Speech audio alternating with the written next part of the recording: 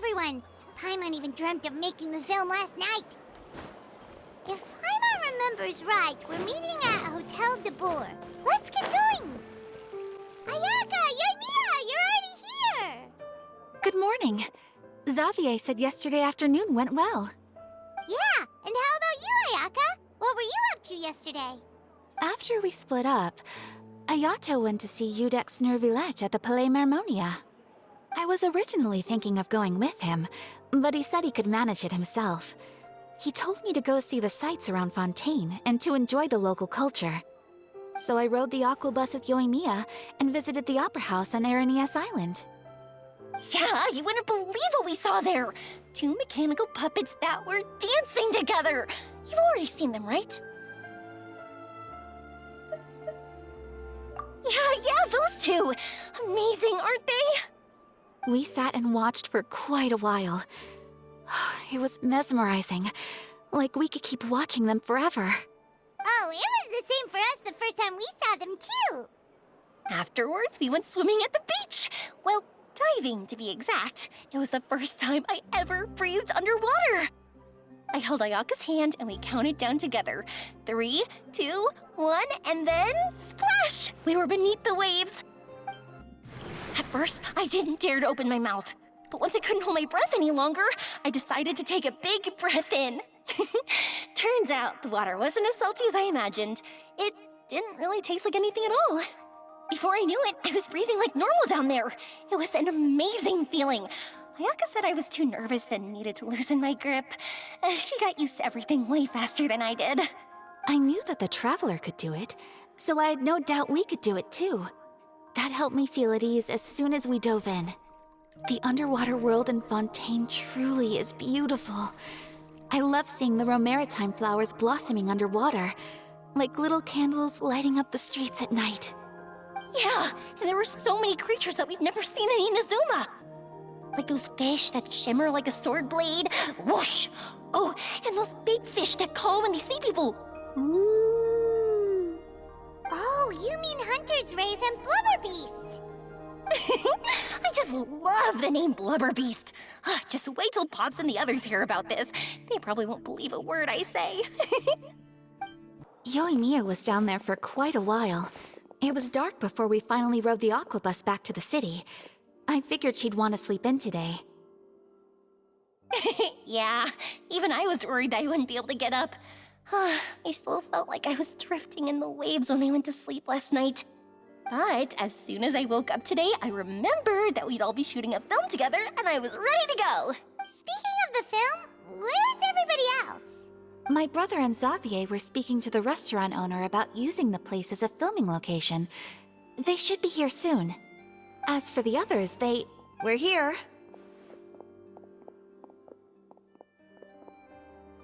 Please excuse my tardiness. I just finished the Special Patrol's 6-mile morning jog. Wait, 6 miles? I'm so tired. I heard you all chatting, so I decided to come down. I sure could use some of that endless energy everyone else has. Good morning, everyone. Boarding. Can someone fetch me a cup of coffee? More milk, hold the sugar. Sure, I'd be happy to do that for you. No, you can't go anywhere. Please, have a seat over here so I can get started on your makeup. The last thing I want is coffee stains on my costumes. I can get the coffee. It's the perfect job for an assistant.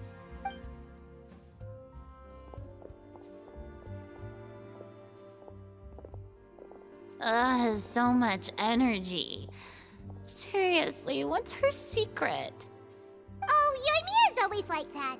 But you sure look exhausted, Farina. It's because you're not used to waking up so early, huh? Of course not. I spent the whole night reading the novel from cover to cover, marking sections that either need to be omitted or adapted. Wow, Paimon didn't expect you to be so thorough. Well, I was the biggest star in all of Fontaine after all. It takes more than just a pretty face to earn a reputation like that. I know how to get serious when the situation calls for it. I went all out when I was acting as an Archon, So why wouldn't I do the same for my own life? Here's your coffee, Director Farina.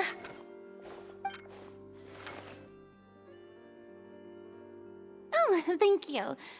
The sound of being called director and the aroma of coffee feels almost as refreshing as hearing the birds chirping in the morning.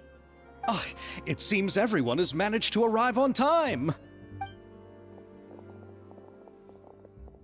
We've reached an agreement with the restaurant owner. We are free to use the second floor to shoot our film. Really? That's great! He is really looking forward to our film, and hopes that providing his restaurant as a filming location will attract more customers. Well then, Mr. Xavier, I'll leave the rest to you. Okay, thanks. First, I'd like to introduce our new members.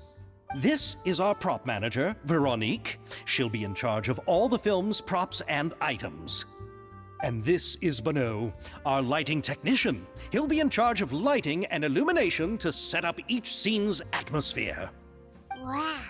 Sure feels like we have some real professionals joining the crew now.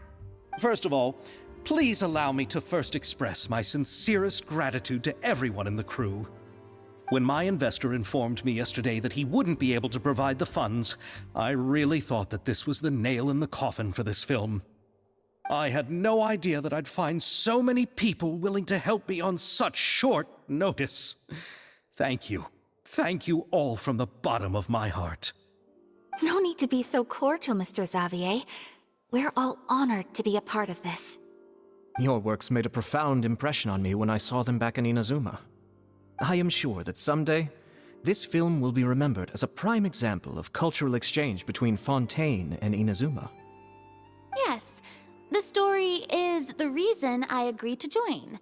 I can't bear to even imagine what this film would look like without the very best director.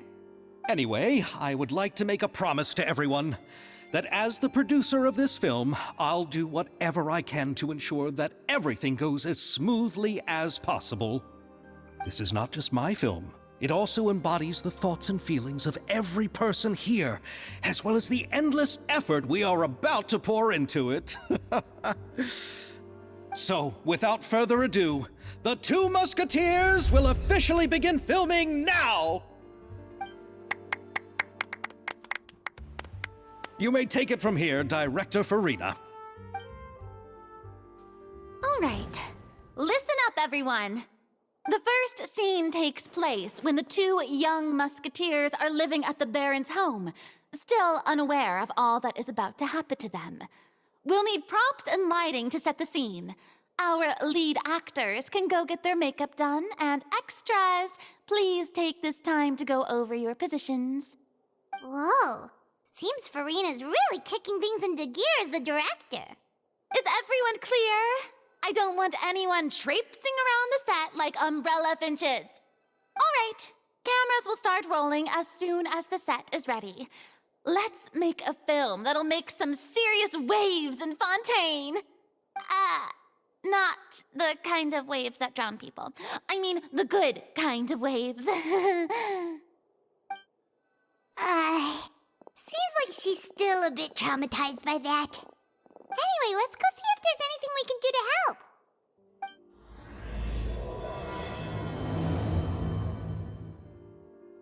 I don't need any help here. Why don't you try asking someone else? Ayaka has mentioned you to me before. She said that you two were great friends when you were kids. No talking. I'm thinking about how to do your eyeshadow. Ah, yes. To help me really look the part. To achieve a more young and naive look for this scene. Are you saying the wrinkles around my eyes are too deep? You just have too much of a calculating look in your eyes. You sure don't mince your words. It seems you really haven't changed much. Quiet. Ah, so this is what a musket looks like. Not exactly. How about here? A little more to the left. You got it. Hey, Yoimiya, do you need a hand? No, I'm fine.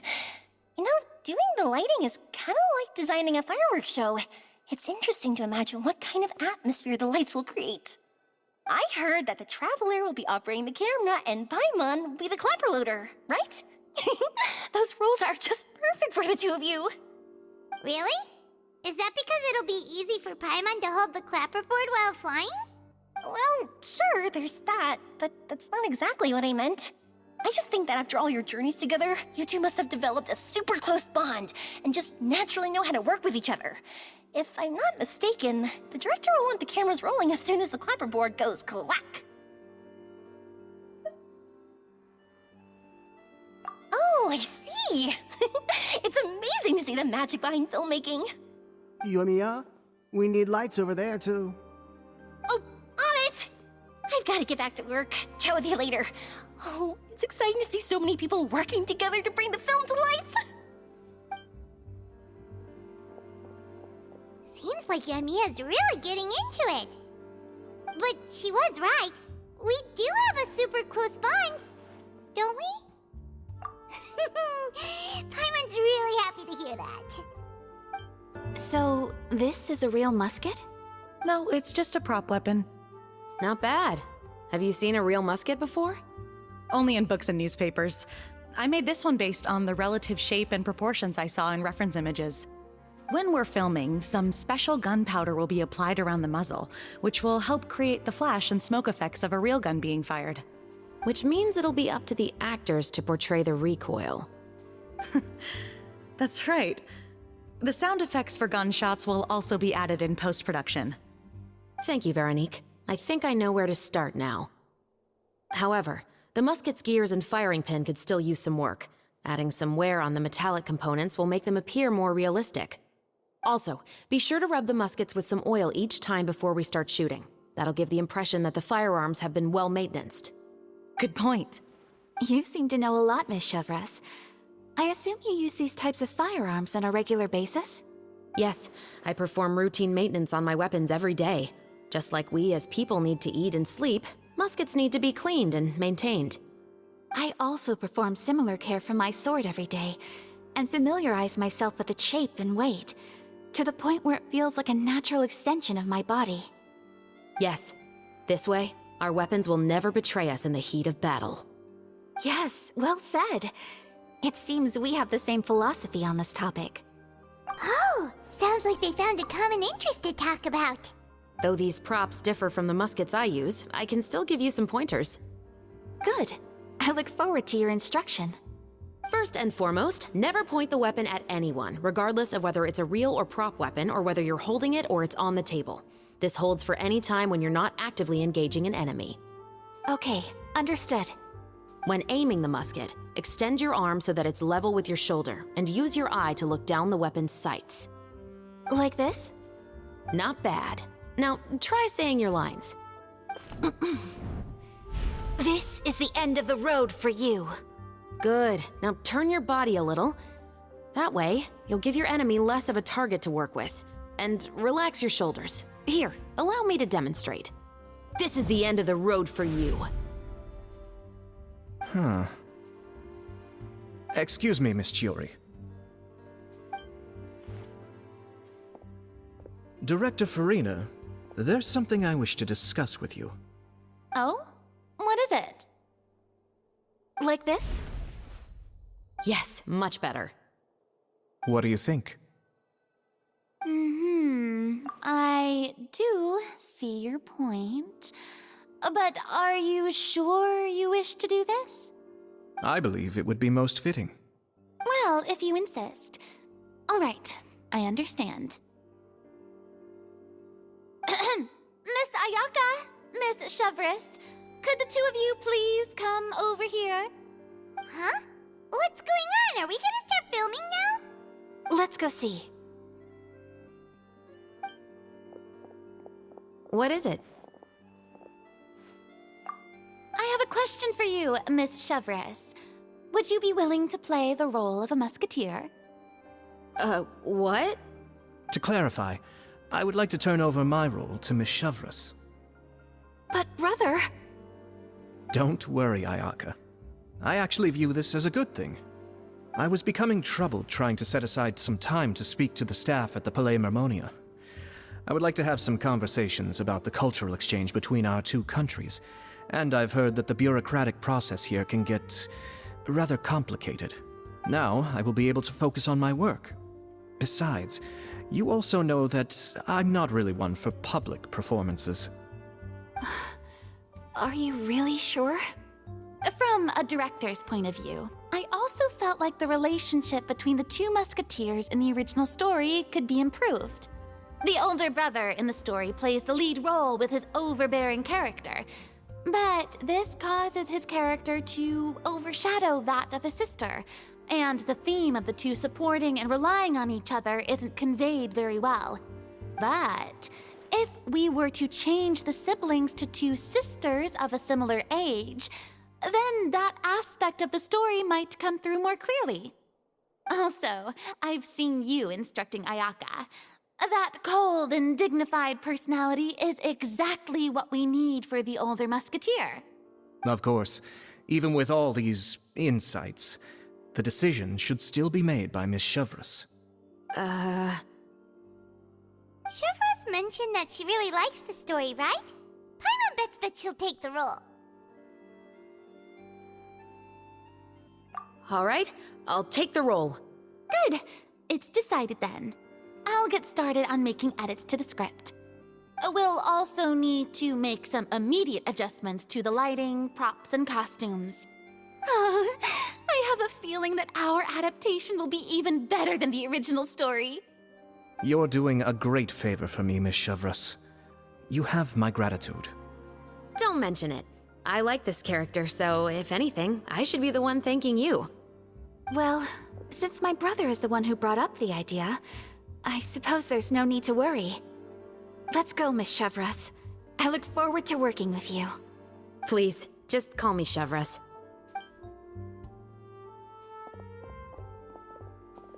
Seems like you're really going out of your way to solve the problem I was having with your makeup. Surely you jest, Chiori. I assure you that I was mostly motivated by a desire to spend more time on formal business. Oh, come on. You really think I'd buy that? According to what I've heard from Ayaka, her brother is someone who can juggle 10 different matters at the same time. I'm sure you have other reasons for backing out. Perhaps. Ayaka always said she wanted to go out and see more of the world, just like the Traveler. But I feel that she needs not only to see other nations, but also to make some different kinds of friends. I think it would be harder for her to make new connections with me constantly by her side. I would like to give her some space. All right, go on. Spoil her some more. Ayato, it's too bad you're stepping down from the role. Paimon really wanted to see you act as a musketeer. No need to poke fun at me. I'd wager that you also felt that I wasn't the best candidate for the role. It's a little hard for Paimon to imagine you saying those lines. Yes, I've made an appointment to meet some people from the Palais Mermonia. Now, I will have some more time to prepare. Traveler, get the camera ready. Paimon, get the clapperboard. Actors, to your positions. We're about to start shooting the first scene. Go on now. And please take good care of Ayaka. Yep, don't worry. Thank you. I look forward to seeing the film when it's finished. All right. Now that we're all here, let me help set the scene for everyone. The first scene takes place when our two main characters are still living at the Baron's estate. They've been ostracized and verbally abused by others in the household, but they still have no idea why. We want to capture how naive and innocent they are despite their pain. Chevreuse will be playing the role of the older sister, Tulip, and Ayaka will be the younger sister, Iris. Be sure to get close-ups of the main characters at the right moment. Silence on the set! Lights! Camera! Action! Let's go! Tulip, Mother's been out for quite a while now. Perhaps she went to pick some flowers on the way home. You know how she loves flowers. Iris, to leave! I'm home! Mother! You were out for so long, we were beginning to worry about you. I'm sorry, but I'm back now, safe and sound. Here, I brought your favorite treat, apple turnovers. Mother, what are those bruises on your hand? Huh? What bruises? Oh, I must have bumped into something while I was working yesterday. But I didn't notice them this morning. Then perhaps they're from when I accidentally tripped when I was out just now. By the way, did you have fun playing at home? What's the matter, Iris? Well, we've realized that no one really wants to play with us. They even took Iris's doll and spat at us. And they even called us names. They said we were... Shh. It's all right. Don't worry. Girls, listen to me. It doesn't matter what anyone says. Don't listen to them. No one can define you with such words. You both have wonderful lives ahead of you. Just like your names. You will both blossom like beautiful flowers. Maybe your time to blossom hasn't quite come yet, but one day, you two will bloom more beautifully than anything else. Don't let the soil you're in now ruin your future beauty. Understand? My dear daughters. And cut! Not bad. The actor's emotions were all on point. Let's keep that take. Also, if our clapper loader could avoid shouting at the start of the scene next time. Oh, got it. Great. I was a little worried that my nerves would get the better of me. What about you, Chevreuse? I felt fine. The lines weren't too difficult at all. Seems like Farina must have adapted the role nicely. You two were great. I couldn't tell it was your first time acting in a film. You should have more confidence. Thank you for your encouragement. Positions, everyone! We'll move on to the next scene after we try a few more camera angles.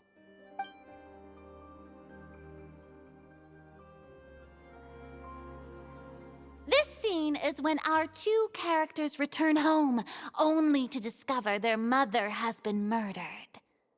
Ready? Lights! Camera! Action! Mother, we're back. Mother?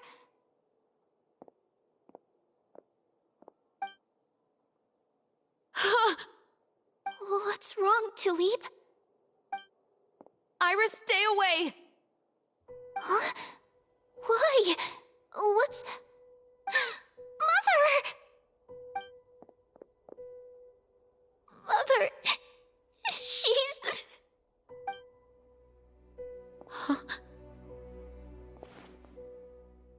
There's poison in this cup. Huh? I could have sworn I've seen this kind of cup before. Those aristocrats. They didn't even try to cover up their actions.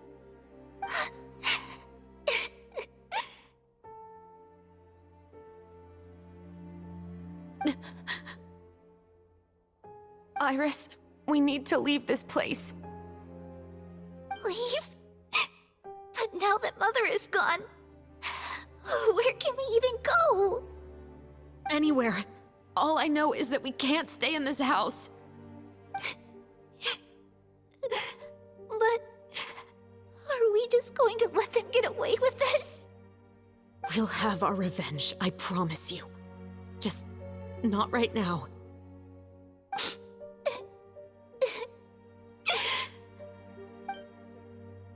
Come on, let's go. No, wait. We can't just leave Mother here like this. At least let me leave this rose with her. That's why we went out in the first place. To buy her this flower. All right. Goodbye, Mother. will avenge you. Someday. And cut! Beautiful! Great performance! Oh my, you're so amazing, Ayaka! And were those real tears I saw? How did you do it? I was surprised too. Thank you for the kind compliments. Actually, as soon as Director Farina said action, I told myself not to think about anything. I just felt the weight of the moment and became the character. It's quite similar to practicing the art of the sword. You clear your mind and focus only on what's happening in front of you. Ayaka's performance was amazing.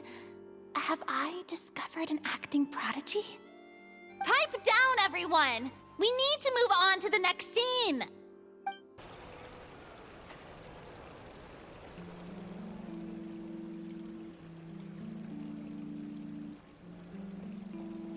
Huh? Are we done already? But Paimon wants to keep playing with the clapperboard. How do you feel, Traveler? Is your arm sore from holding the camera all day? Good work, you two.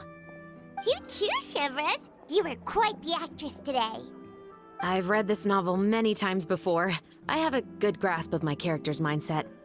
Anyway, do you remember my request from yesterday? Oh, right! We were having so much fun that Paimon nearly forgot! You have a case where the murders seem really similar to the cases in the novel, right?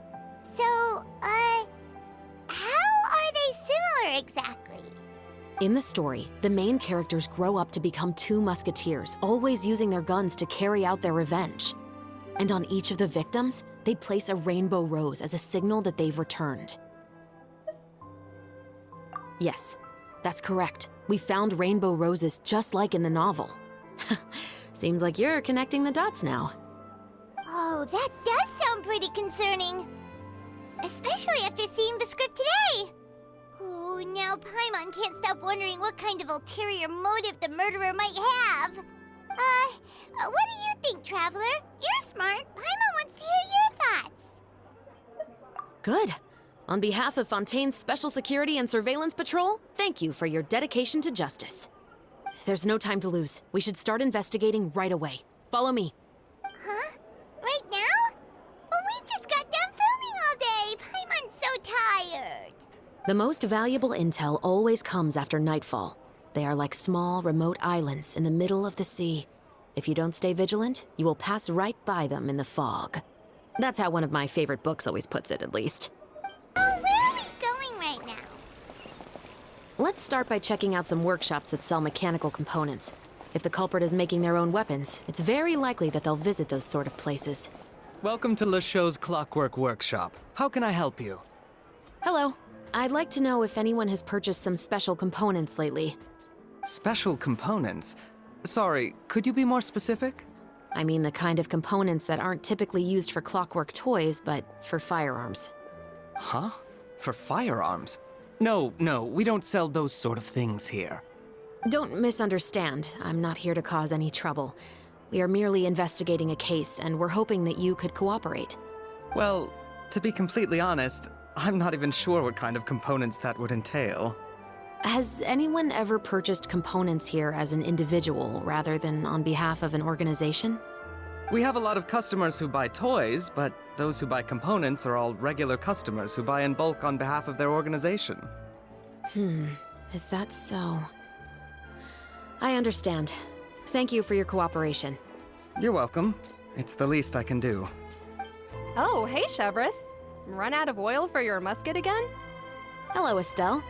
I want to know if anyone has come to your shop recently to order some firearm components. Oh, is this another case? Let me think. I don't think so. Some people have requested that I make some prop guns for the Fontain Film Festival, but I refused all of those requests. Oh? Why's that?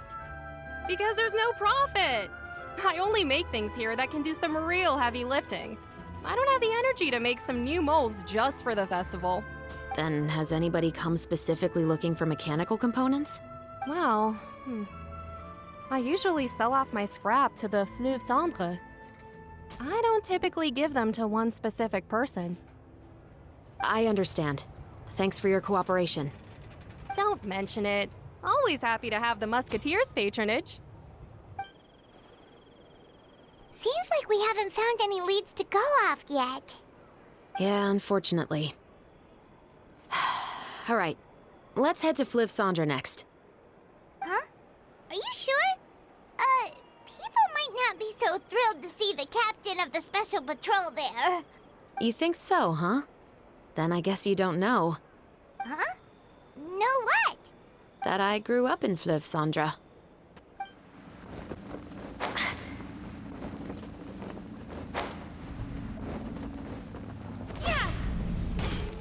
Hello, I'd like to ask some questions. I don't know anything. Don't worry, I'm not here to arrest anybody.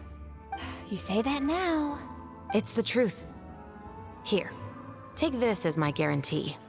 Wait, did Paimon just see what she thinks she saw? Is the captain of the special patrol bribing a citizen? Seems you're different from the other guards. What do you want to know? Have you heard anything related to Muskets in Fictionally lately? Anything at all? Muskets, huh? All I know is that about 2 weeks ago, we started hearing some loud noises at night. So loud that it's been waking me up. Were they gunshots? Possibly. It's hard to tell around here. Someone's house collapsing, a pipe exploding somewhere, it's all the same. But the noises I'm talking about definitely happened after I fell asleep. Do you know where the noises were coming from? I don't remember clearly. Is it that you don't remember, or that you need to think about it some more? You tell me. Then please, think about it some more. She's giving her even more Mora! The noises came from the end of the Southern Waterway. I came out and had a look for myself when I wasn't sleeping well, but I didn't dare get too close. That's all I know. All right, I'll take your word for it. Thanks for the pâte de fruits.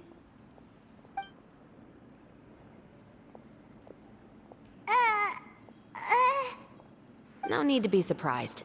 I grew up here, remember? I know how to get people around here to talk. My apologies, I'm all out of sweets. Though I do have some other tempting snacks in my custody. Fries, fried chicken, and even onion rings. But taking care of junk food is my responsibility. You're better off sticking to your normal, nutritious diet.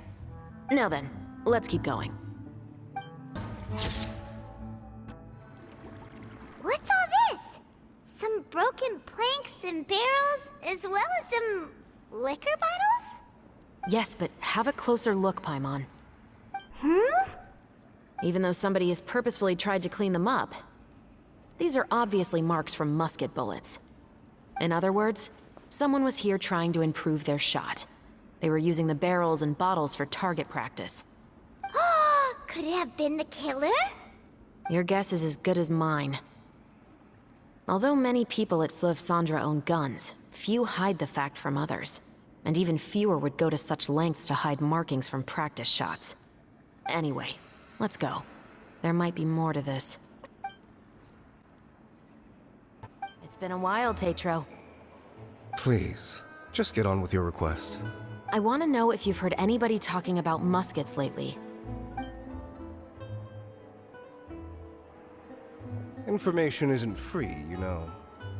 I've heard that bandits have been extremely active in the countryside recently, and they've been affecting the delivery of goods to Poisson. I can allocate some more manpower to help out with that problem. What do you say? You're still as helpful as ever. One of our men got drunk at dinner about a month ago and lost his gun. 3 days later, it turned up in the corner here. What's weird about that? He just forgot where he put it, right? This is Fictionally, my friend. Anything of value left in the tavern won't ever make it to the next day. But that gun turned out to be an exception. It didn't get any new wear and tear on it, and didn't even appear to have been fired. We were quite mystified as to what could have happened. I suspect it came back because the weapon was already known to the guards. You mean, a criminal was afraid the Marechaussee Phantom would use the shot marks to track them down? Maybe. But if that's the case, the culprit really took great care to avoid getting caught. I didn't say anything about a criminal. In Floof Sandra, knowing who was killed is as easy as knowing what clothes you're wearing today. It's the guy living in the East Side, isn't it? I've never liked him. Every time he's here, he just orders a drink and sits there with a nasty look in his eyes. So, who was the one who lost the gun in the first place? Don't bother. Even if you ask, he wouldn't admit to owning a gun to some strangers. Not to mention the captain of the Special Security and Surveillance Patrol. He's right. I know you grew up here, Chevreuse. Even though you're on good terms with the Spina, you've still been gone too long. Not many people know you here now, and a lot of people don't like the Special Patrol. I know. So take my advice and don't show your face too much around here. It's for your own safety.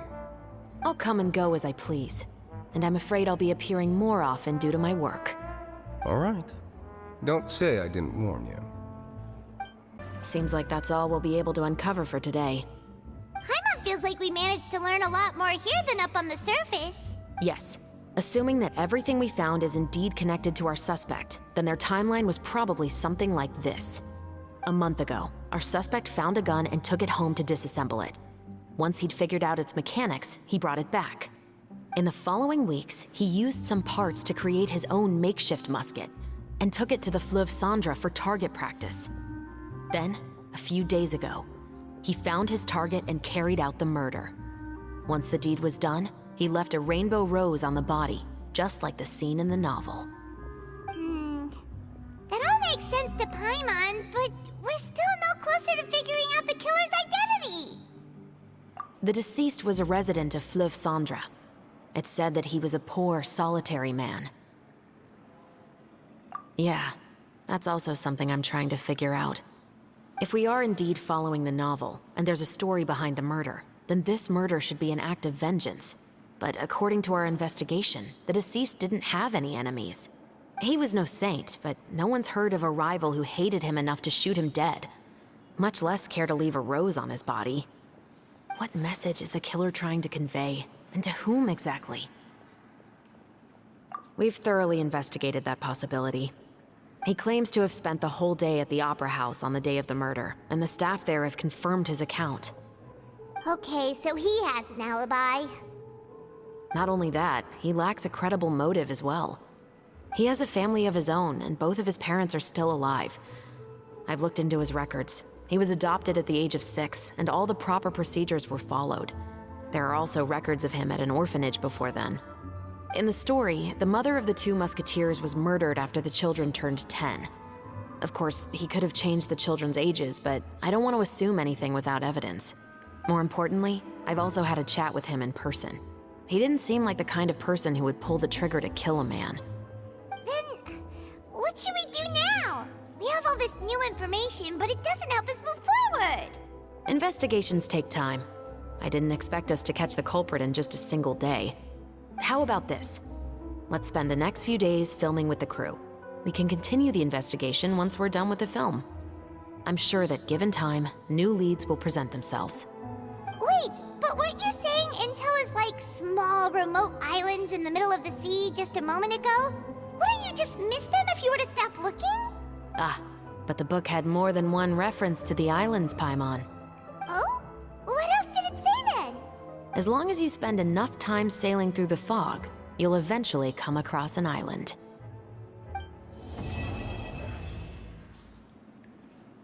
What? Never thought that the captain of the Security and Surveillance Patrol could come from the Fleuve Sandra? You mean rising through the ranks? It was a struggle, for sure. But as long as you can distinguish yourself through your accomplishments and skills, you'll eventually be recognized for your worth. If you look at it another way, my life at Fleuve Sandra has actually taught me a lot of valuable skills. Skills like how to barter with criminals or how to think in their shoes. Of course, I'd appreciate it if you could keep this a secret between us.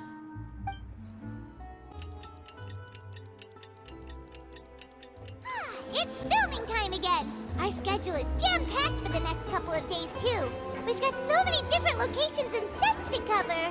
Where's all this Anyway, let's head out and meet up with the others.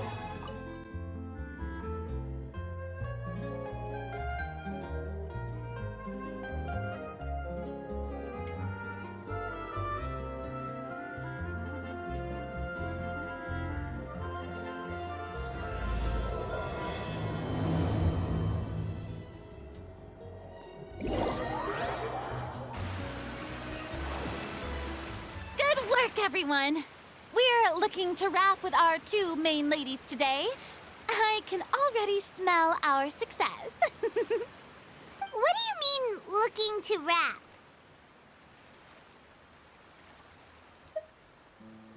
Oh, aren't you the expert now?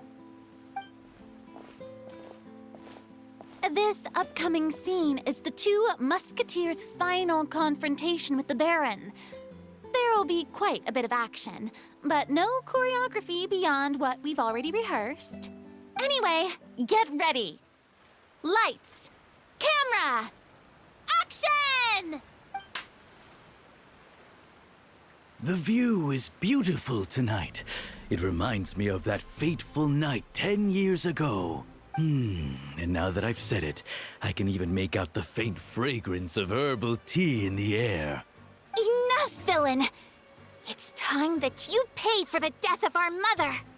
My dear Iris, have you forgotten your manners? How can you speak like this to your own father? I'd sooner swallow all of my teeth than call you father. What did I expect? Seems the daughters have turned out to be just as obstinate as their foolish mother. In this world, Mora and status is everything. She thought she could blackmail me using her children and force me to grant her recognition and concessions? Ah, how naive can a woman be? Mother never asked a single thing of you. All she wished was for us to live a peaceful life, just like the others. It was you who personally brewed the poison of prejudice and sent Mother to her death. Compared to that deadly poison, the 2 bullets that will soon pierce through your heart will be like sweet mercy. And that's exactly why I said you're just as naive as her. Did you really think 2 muskets would be enough to defeat me? So let's see. What is stronger? Mora and power, or the 2 muskets in your hands? Tulip! There are too many of them! It'll be okay. We'll cover each other, Iris. And Mother will be watching over us, too.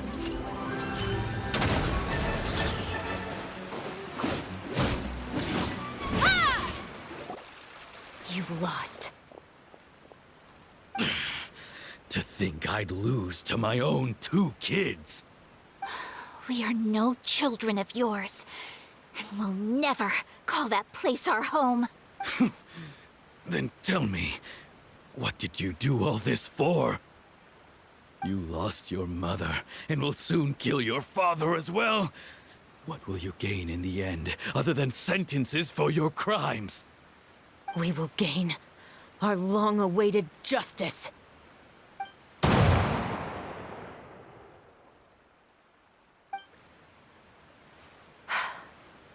It's over. Finally, it's over.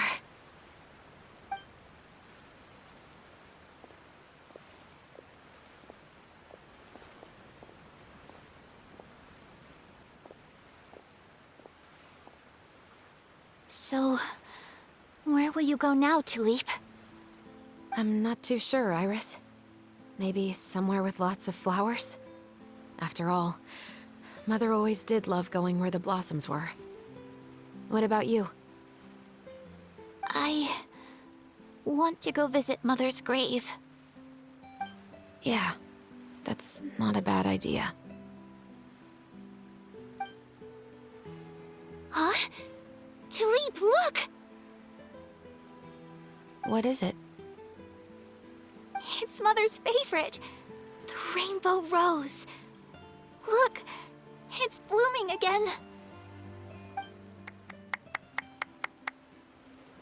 Excellent!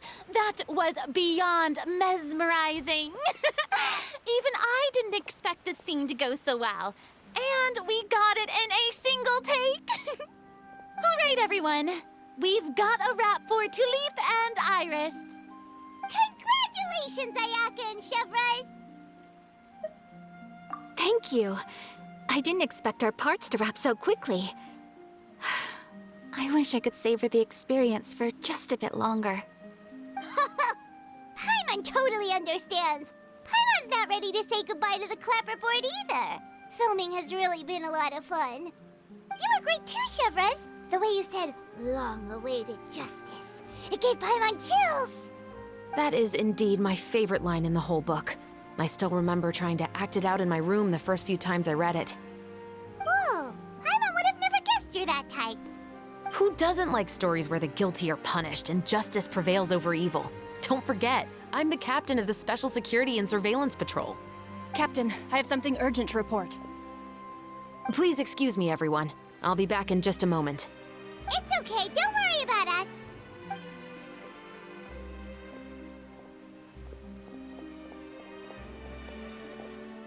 Oh? Was she whisked away by work already? I was just about to tell her how great she did. It seemed like some urgent official business. Then perhaps we should thank the stars that we were able to wrap both of your parts so quickly today. Switching around the filming schedule would have been a real pain. Anyway, I actually came over to let everyone know that we're all done for today. You can go home and get some rest. And one last thing, Miss Ayaka. Your acting skills today were immaculate as always. Are you sure you won't consider taking up full-time acting? See, I just happen to know this great troupe that's still looking for a lead actress. Thank you for your kind words, Director Farina. Unfortunately, there are still many matters that I have to take care of back home at the Yashiro Commission. I cannot remain in Fontain to pursue an acting career. Nevertheless, I will make sure to treasure this incredible opportunity in my heart. Oh, that's a shame. But I understand. Just let me know if you ever change your mind. I believe it's also about time for me to take my leave. But hopefully I'll see you on set over the next few days. Even though my part's wrapped, I'd still like to swing by and help out the crew. See you tomorrow, Traveler and Paimon. Yep, see you tomorrow! Well, what should we do next? Maybe we'll go investigate the case some more with Chevreuse today. Traveler, Paimon, please come with me. Huh? Where are we going? You could say that our ship has finally chanced upon one of those small, remote islands of intel.